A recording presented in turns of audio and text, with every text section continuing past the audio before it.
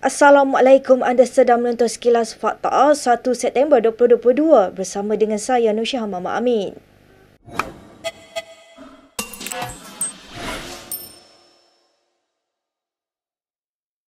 Isteri bekas Perdana Menteri Rosmah Mansor disabitkan bersalah atas 3 pertuduhan rasuah berkaitan projek tenaga solar hybrid bernilai 1.25 bilion ringgit.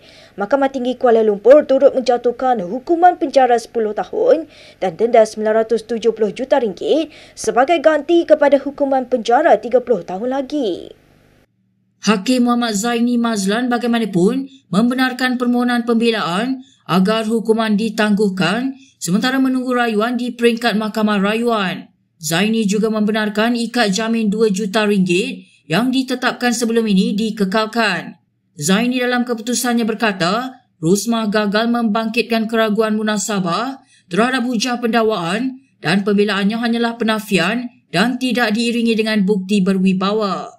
Terdahulu, Timbalan Pendakwa Raya Gopal Sriram memohon mahkamah memberi hukuman maksimum atau hampir maksimum iaitu penjara tidak lebih 20 tahun dan denda 970 juta ringgit terhadap Rosmah. Katanya hukuman maksimum adalah bagi menghantar mesej kepada semua pihak bahawa rasuah adalah sesuatu yang memudaratkan dan perlu dibantras.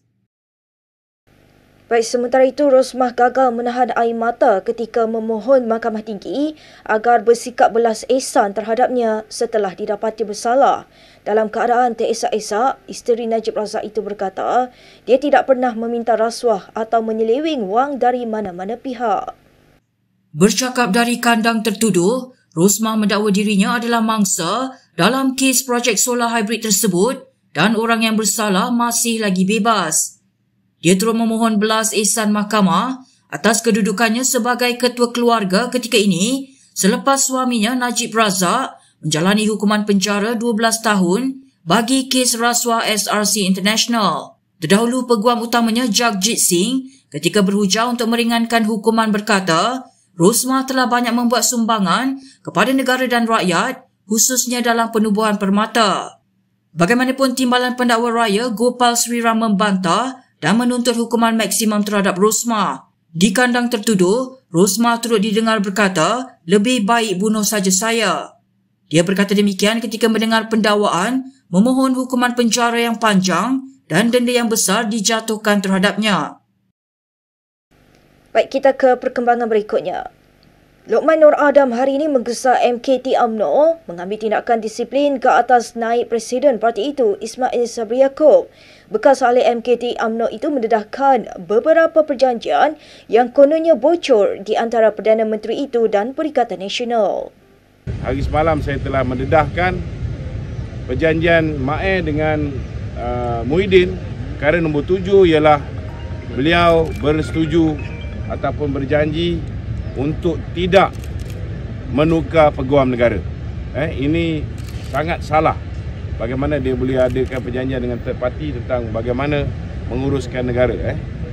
Selain itu, kata Lokman, Ismail juga bersetuju mengekalkan jawatan semasa kabinet dan GLC yang disandang oleh Ahli Bersatu dan PAS. Dia juga mendakwa Perdana Menteri secara bertulis bersetuju untuk mempercepatkan kes mahkamah membabitkan bekas Perdana Menteri Najib Razak dan Presiden UMNO Ahmad Zahid Hamidi. Terdahulu, Lokman mengaku tidak bersalah di Mahkamah Session Kuala Lumpur atas 2 pertuduhan membuat dan memulakan hantaran jelik terhadap kerajaan dan Perdana Menteri Ismail Sabri Yaakob.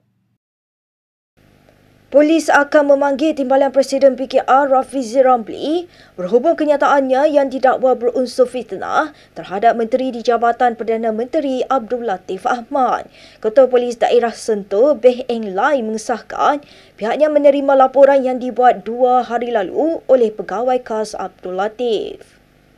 Menurut Beh, kes tersebut disiasat di bawah Seksyen 500 Kanun Kesiksaan dan Seksyen 233 Akta Komunikasi Multimedia 1998. Rafizi sebelum ini mendakwa Abdul Latif dan ahli keluarganya mendapat keuntungan daripada projek kapal tempur pesisir LCS bernilai 6 bilion ringgit dan kontrak pertahanan lain semasa dia menjadi Timbalan Menteri Pertahanan. Rafizi juga menegaskan bahawa Abdul Latif mempunyai seorang isteri bernama Zainab Muhammad Saleh yang didakwa terlibat dalam penyelewengan dana daripada projek kapal tersebut. Dalam laporan polisnya, Pegawai Khas Latif Syed Ahmad Muizzuddin Al-Said Muhammad berkata, Rafizi tetap mengulangi dakwaannya walaupun menteri berkenaan telah membuat penafian. Syed juga berkata Rafizi mengelirukan orang ramai dengan hanya merujuk draft laporan audit forensik untuk menyokong dakwaannya seperti yang disebut Abdul Latif. Baik, sementara itu, ahli MKT UMNO Muhammad Fuad Zakarshi mencabar Rafizi supaya membongkar projek terowong bekas Ketua Menteri Propina Linggon Eng. Bagaimanapun, katanya dia yakin timbalan Presiden PKR itu tidak akan berbuat demikian kerana Lim merupakan kroninya. Menulis di Facebooknya, Fuad berkata walaupun Lim sudah didakwa di mahkamah, namun rakyat ingin tahu bagaimana projek terowong itu gaib. Puak yang juga Speaker Dun Johor itu turut menyifatkan Rafizi serta jawatan kuasa kira-kira wang negara sebagai hipokrit kerana tidak pernah membangkitkan perkara itu berbanding isu skandal perolehan kapal tempur pesisir LCS. Dia juga secara serius menggambarkan bahawa projek terowong dasar laut tersebut mungkin disorok orang bunian sehingga ia gagal dijumpai Rafizi. Nyataan ini dibuat selepas pegawai kepada Menteri di Jabatan Perdana Menteri Abdul Latif Ahmad membuat laporan polis terhadap Rafizi berhubung dakwaannya terhadap menteri itu mengenai skandal LCS. Sebelum ini juga Puak menyifatkan cabaran Rafizi supaya Abdul Latif menyamannya dalam isu LCS dibuat bagi menjaga air mukanya sendiri. Berita seterusnya. Timbalan Presiden PAS Tuan Ibrahim Tuan Man hari ini menegaskan bahawa UMNO tidak mungkin akan berada dalam kerajaan jika tidak kerana bersatu. Berucap pada Muktamar Pemuda PAS di Kedah hari ini, Tuan Ibrahim turut mengingatkan UMNO kembali kepada jasa yang dibuat oleh parti sahabatnya itu. Sebab itu bagi kita apa jua muafakat politik, kita tak boleh mengenepikan rakan kita daripada parti bersatu. Tanpa mereka, UMNO pun tak mungkin duduk dalam kerajaan persekutuan pada hari ini. Takkan bila kita menang jadi kerajaan, tiba-tiba kita nak mengenepikan sahabat kita, rakan kita.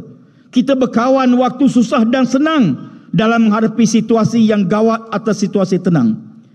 Tuan Ibrahim berkata, UMNO sewajarnya menghargai mereka yang telah meninggalkan Pakatan Harapan bagi membolehkan kerajaan gabungan di antara Perikatan Nasional dan Barisan Nasional dibentuk. Dalam pada itu, Tuan Ibrahim memaklumkan rundingan agihan kerusi di antara parti komponen PN telah berjalan lancar dan akan dapat diselesaikan selepas beberapa siri perbincangan. Baik, berikut beberapa lagi ringkasan berita untuk hari ini.